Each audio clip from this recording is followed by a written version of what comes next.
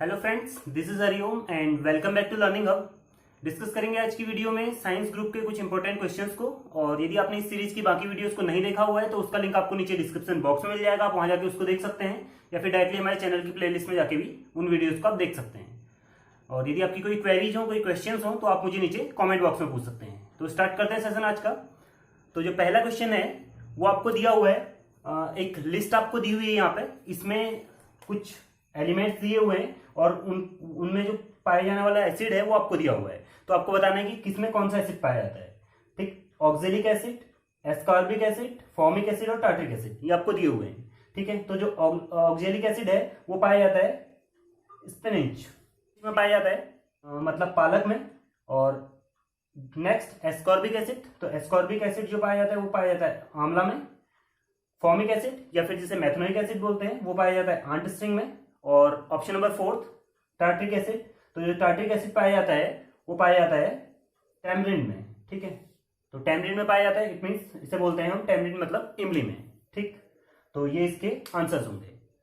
Next question आपको दिया हुआ है, उसमें पूछा है आपसे कि जो पौधे पर जो परिपक्व होने पर उसके फलों का झड़ना किस एलिमेंट की वजह से होता है। जो फ्रूट्स हैं वो जब पक जाते हैं, जब राइप हो जाते हैं, तो उसके बाद वो नीचे टूट के गिर जाते हैं। तो ऐसा कौन सा एसिड की वजह से होता है। ऑप्शन है, ऑप्शन नंबर ए जिब्रेलिन की वजह से, option number second abscisic acid की वजह से, ऑप्शन नंबर थर्ड साइटोकानिन की वजह से, या फिर option number fourth fumaric acid की वजह से। किसी भी प्लांट के जो फ्रूट्स होते हैं वो पकने के बाद नीचे गिरते हैं, एब्सिसिक एसिड होता है इसका मेन रीजन, और एब्सिसिक एसिड की वजह से ही वो जो फ्रूट्स हैं वो पकने के बाद नीचे गिर जाते हैं।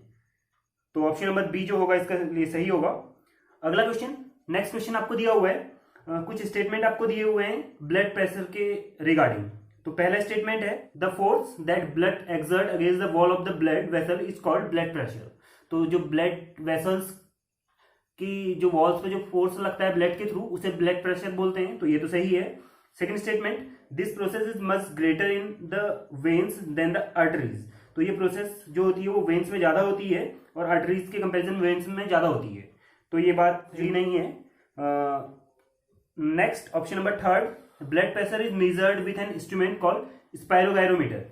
तो ये बात सही है कि स्पायरोगायरोमीटर जो होता है उससे हम ब्लड प्रेशर को मेजर करते हैं, उस इंस्ट्रूमेंट का नाम होता है स्पायरोगायरोमीटर।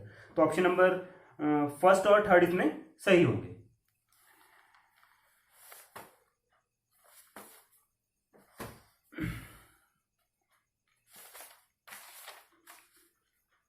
अगले क्वेश्चन में आपसे पूछा हुआ है कि जो हीमोग्लोबिन है उसकी संघटक धातु कौन सी है, मतलब कौन सा ऐसा मेटल है जिसकी वजह से जो हीमोग्लोबिन है वो हमारी बॉडी में होता है। तो वो है आयरन। तो आयरन की वजह से ही जो है वो हीमोग्लोबिन हमारी बॉडी में होता है, और हीमोग्लोबिन के लिए आयरन बहुत जरूरी होता है। जब हीमोग्लोबिन की डेफिशिएंसी होती है हमारी बॉडी में तो हमें आयरन जो है वो टेबलेट्स दी जाती है खाने के लिए। नेक्स्ट क्वेश्चन है कि जो सन से प्लांट को मिलने वाली एनर्जी आपको दी हुई है 20,000 जूल, और आपको बताना है कि प्लांट्स से वो एनर्जी फिर हिरन को मिलती है। ठीक है, और हिरन के बाद वो शेर को मिलती है। तो जो शेर को एनर्जी ट्रांसफर होगी वो कितनी होगी। तो जो प्लांट है, प्लांट को एनर्जी मिल रही है 20,000 जूल। तो उसके बाद जो रूल होता है वो 10% होता है, मतलब जो एनर्जी डिक्रीज हो जाती है वो 10% डिक्रीज हो जाती है। तो प्लांट के बाद इसको जो डियर है वो लेगा, तो डियर लेगा इसको, तो इसकी एनर्जी कितनी हो जाएगी 10% हो जाएगी। इसका 10% निकालेंगे तो एक जीरो हट जाएगा, मतलब वो 2000 हो जाएगी। और उसके बाद जब इसको जो लायन है वो इसको खाएगा तो उसके पास और एनर्जी कम आएगी, तो 200 जूल उसको एनर्जी मिलेगी। ठीक है, 10% जो एनर्जी रूल है उसके अकॉर्डिंग। ठीक, तो 200 जूल उसका आंसर होगा। नेक्स्ट क्वेश्चन में पूछा है चुंबकीय क्षेत्र रेखाएं हैं उनकी डायरेक्शन क्या होती है। तो जो मैग्नेटिक फील्ड लाइंस हैं उनकी डायरेक्शन कहां से कहां को होती है। तो मैग्नेटिक फील्ड जो लाइन है उनकी डायरेक्शन होती है नॉर्थ टू साउथ। ठीक है, नॉर्थ से साउथ की ओर वो जो लाइंस हैं वो चलती हैं, और वो इमेजिनरी लाइंस होती हैं, किसी मैग्नेट के अराउंड हैं वो लाइंस बनती हैं। अगला क्वेश्चन है, आपको एक क्वेश्चन दिया हुआ है कि 500 केजी वेट की एक गाड़ी है, 500 केजी की एक गाड़ी आपके पास, आपको वेट दिया हुआ है 500 केजी, और एक एक्सेलरेशन दिया हुआ है, एक घोड़ा उसको खींच रहा है, एक्सेलरेशन है उसका 4 मीटर पर सेकंड स्क्वायर। तो वो कितना फोर्स उस पर लगा रहा है ये आपको बताना है। तो फोर्स आपको बताना है, तो फोर्स F इक्वल टू होता है, ये आपको इसका वेट दिया हुआ है केजी में दिया हुआ है, इसका मतलब मास होगा ये।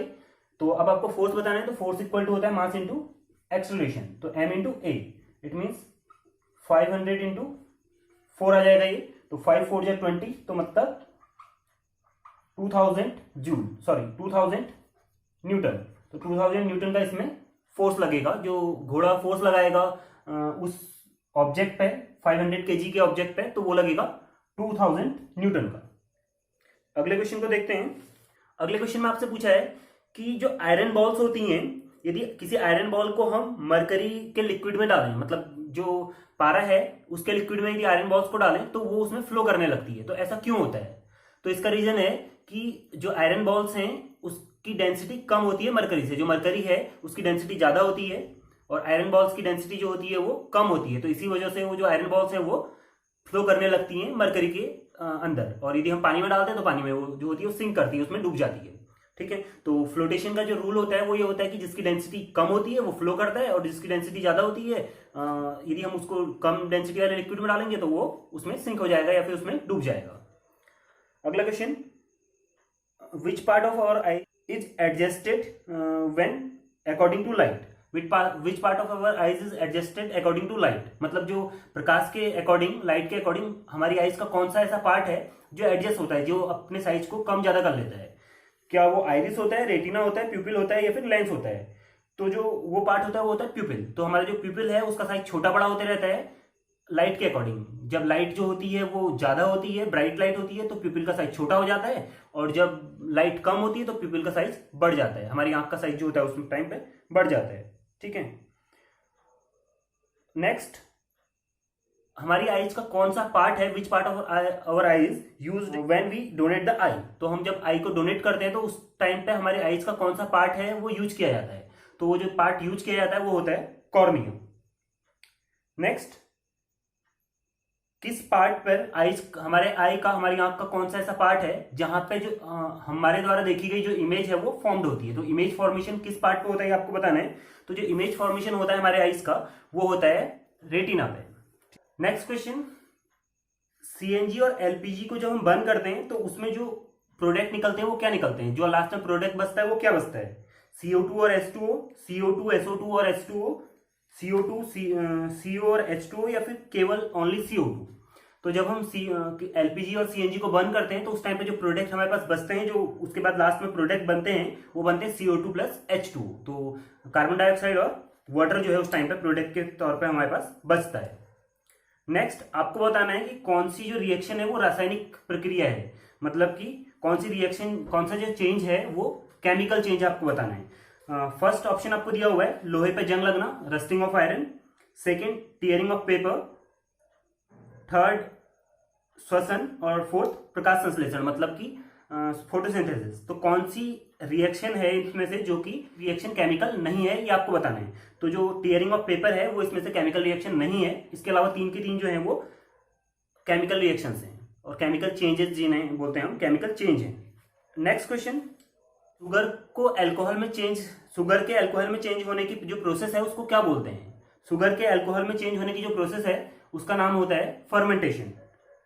और फर्मेंटेशन की खोज किसने की, ये अगला क्वेश्चन है। तो फर्मेंटेशन को सबसे पहले जो डिस्कवर किया वो किया लुईस पास्चर ने। नेक्स्ट क्वेश्चन, अगले क्वेश्चन में आपसे पूछा गया है कि हु डिस्कवर एंटीबायोटिक? तो सबसे पहले जो एंटीबायोटिक्स बनाई थी वो किसने बनाई थी? तो सबसे पहले जो एंटीबायोटिक बनाई थी वो बनाई थी अलेक्जेंडर फ्लेमिंग ने, और उस एंटीबायोटिक का नाम था पेनिसिलिन। नेक्स्ट क्वेश्चन, हमारी आईज में जो डिफेक्ट है मायोपिया, उसको दूर करने के लिए कौन सा लेंस यूज किया जाता है? तो मायोपिया या फिर जिसे शॉर्ट साइटनेस बोलते हैं, तो उसको दूर करने के लिए जो लेंस यूज किया जाता है वो किया जाता है कॉनकेव, क्योंकि जो इमेज बनती है मायोपिया मतलब शॉर्ट साइटनेस वो पहले बन जाती है रेटिना से। तो पहले बनती है तो उसको हमें थोड़ा और दूर ले जाना होगा। तो दूर ले जाने के लिए मतलब उसको रेज को फैलाने के लिए हम यूज करेंगे कॉनकेव लेंस। और हाइपरमेट्रोपिया यदि पूछा जाए तो हाइपरमेट्रोपिया में हम यूज करेंगे कॉन्वेक्स लेंस। नेक्स्ट, इनमें से कौन डायट्री फाइबर्स हैं? तो डायट्री फाइबर्स आपको बताने हैं। ऑप्शन दिए हुए हैं घी, चावल, फास्ट फूड, या फिर ऑप्शन नंबर 4 फ्रूट्स और कच्चे अनाज। तो फल और कच्चे अनाज जो हैं वो डायट्री फाइबर के अंदर आते हैं। ये सारे जो हैं फल और अनाज जो हैं कच्चे वो डायट्री फाइबर होते हैं। तो आज की वीडियो में बस